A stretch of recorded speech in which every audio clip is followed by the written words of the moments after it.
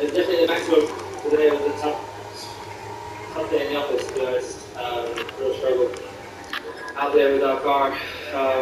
Always drama queen. Trying to give it absolutely, trying to get ahead at least of one of the Ferraris, which was very cool. We did through great teamwork and yeah, but we're a long way off. We've got a lot of work to do.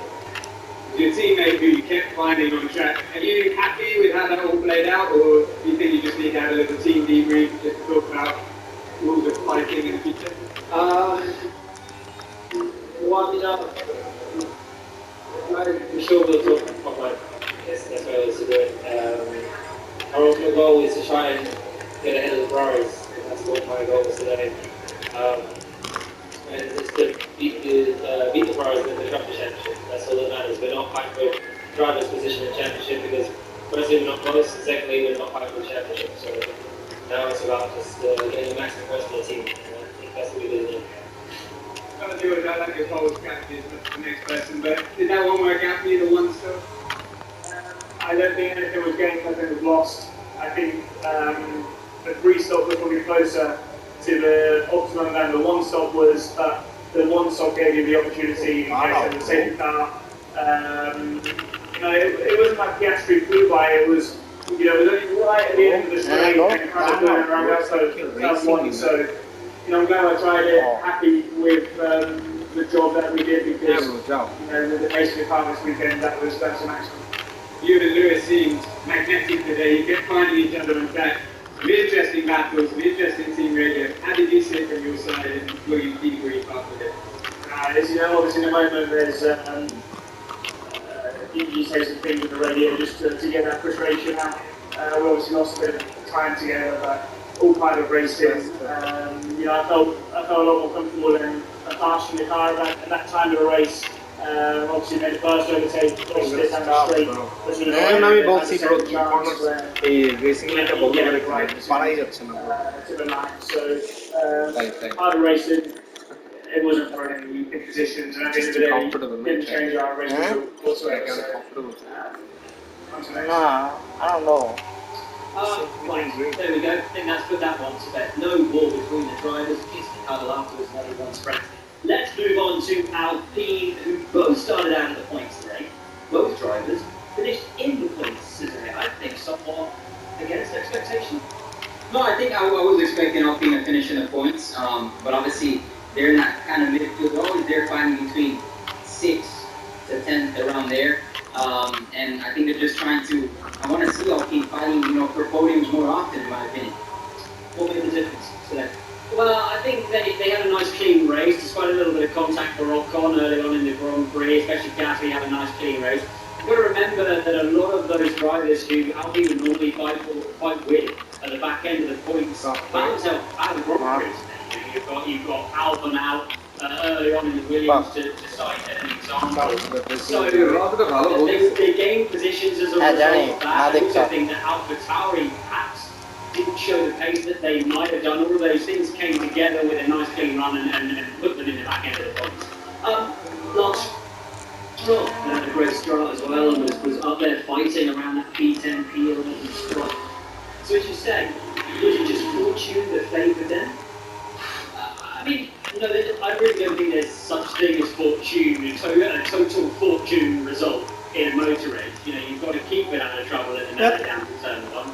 You've got to have the pace in the car, which for the midfield they did, and they did a very traditional set of strategies. They also lent on that hard tyre very, very well and prepared themselves to do that, because there are only a couple of sets of those to use. They prepared themselves to do that through practice and had that option in place.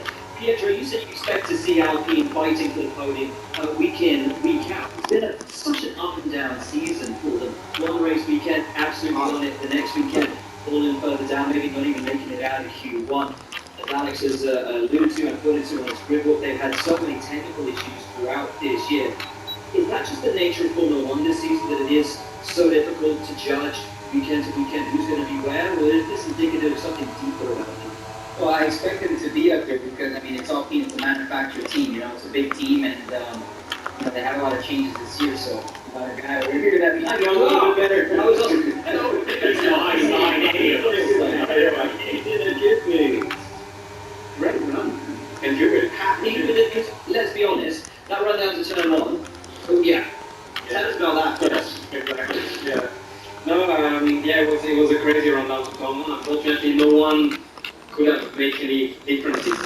It was a bit of a sandwich incident, and I got a touch on the rear left and got a puncture. So I was to the back of the field, ended the lap, on 3 wheels, and was trying not to make too much damage. And I mistake I was so fucking tired. We still picked up damage for the rest of the race, but not that much. And from there on, it was a recovery drive.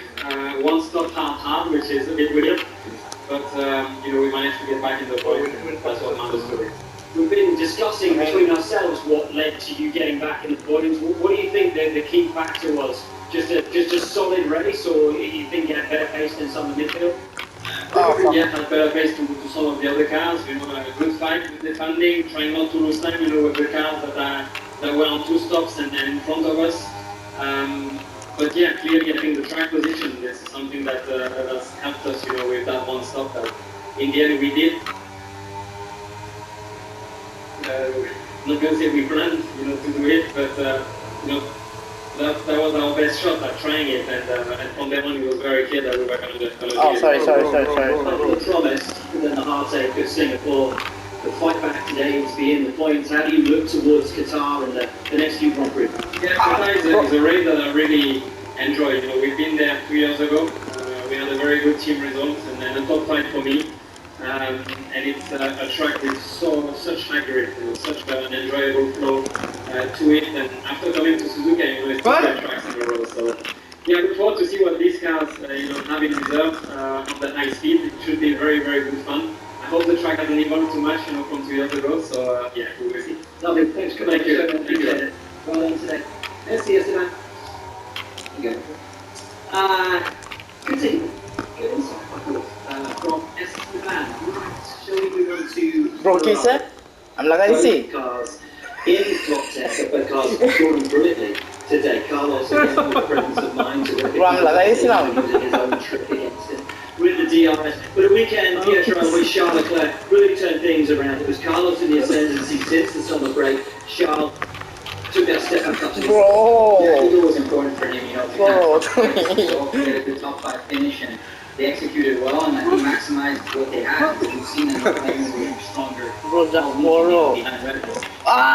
bro. Mercedes, with Mercedes and still get that. Bro, আমরা কত ভালো race খেলতেছিলাম bro. Alex, do you The think fuck, Charles man? ever had... bro, তুমি এভাবে হুইলটা নিবা. Fuck you, dude. I mean, it's always McLaren.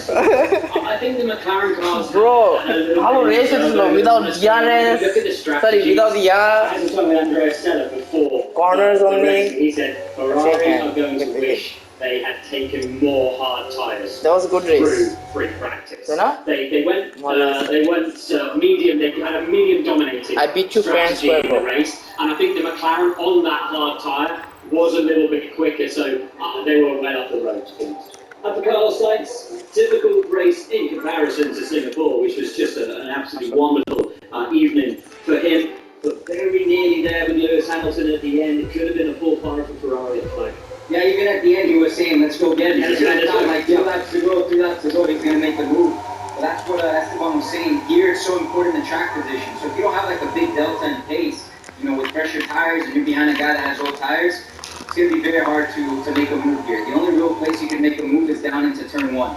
But you have to be at least a second and a half quicker a lap, I would say, to be able to make a solid move on someone. Oh, bro, Ferrari's 2 drivers. Carlos Sainz coming home today. He's 6th. Charles Leclerc in 4th. I enjoyed watching you. Fascinating drive from you. Great fight with Russell.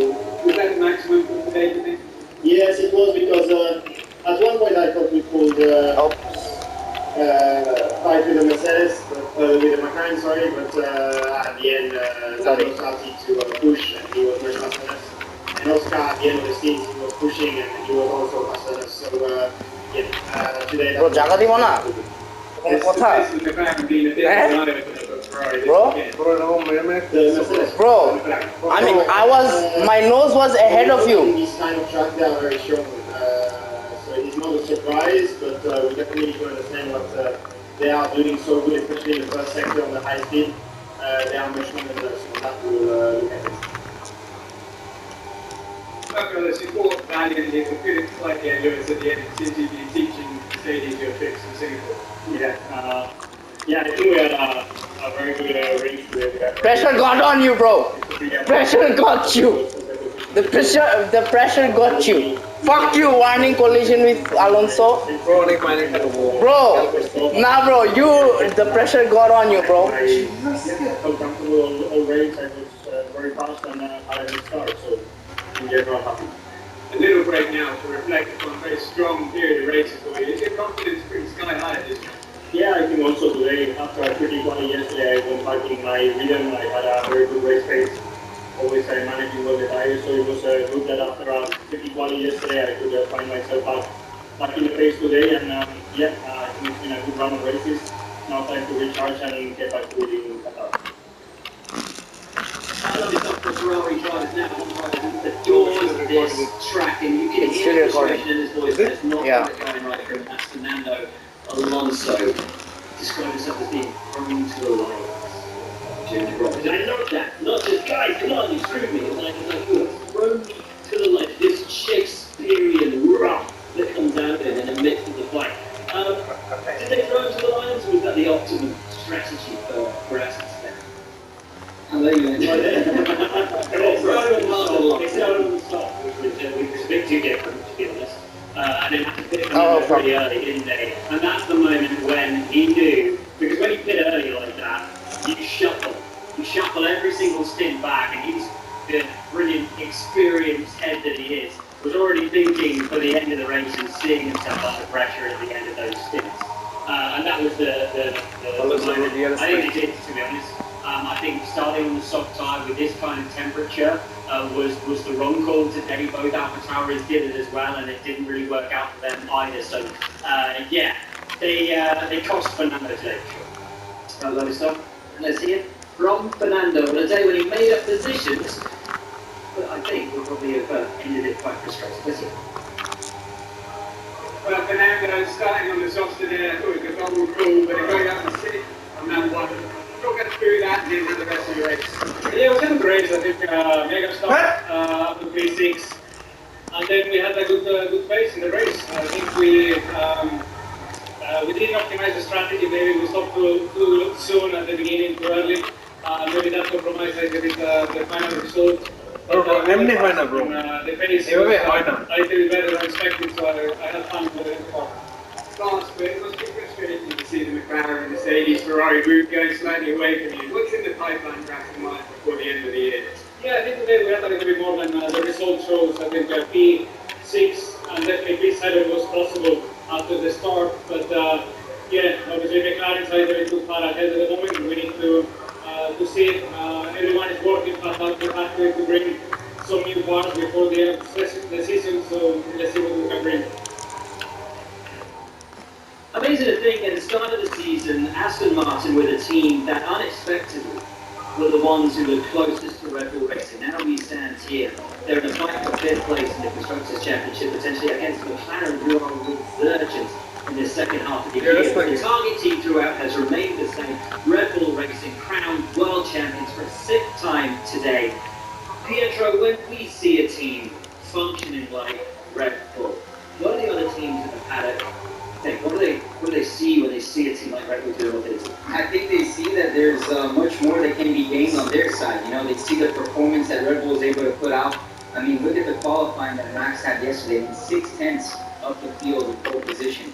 So I think they can see that they can extract a lot more from their race cars, or either change the development to get closer to Red Bull. You know, there's a big gap there still from the second best team to Red Bull right now. And Alex, let's be under no illusions here. It has taken Red Bull the better part of 10 years to get themselves back into this position. It was the early 2010s when they had that very dominance with Sebastian Vettel 4 years in a row, consecutive world championships.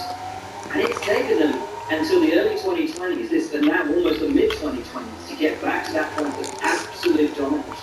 When Red Bull bro, come on, bro. They are the body team now because they win everything. But it's just an incredible level of performance that they're able to achieve. But Singapore showed us how easy it is for that level of performance to fall away. It only takes them to get themselves in a